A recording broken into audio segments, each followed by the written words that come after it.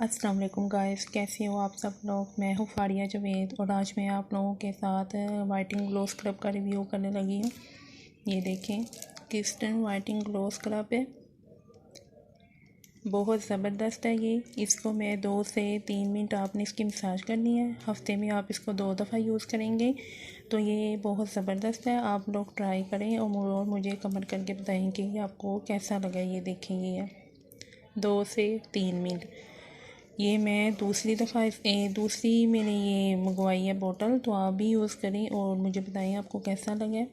और वीडियो देखते देखते प्लीज़ मेरे चैनल को सब्सक्राइब कर दें और लाइक भी कर दें। ये देखें,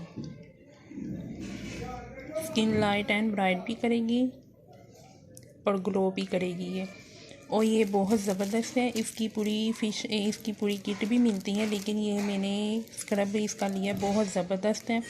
आप लोग यूज़ करें, चाहे तो आप इसकी पूरी किट भी मंगवा कर यूज़ कर सकते हैं, पर मैंने सिर्फ स्क्रब ही लिया है तो इससे ही बहुत अच्छे रिज़ल्ट मिले हैं।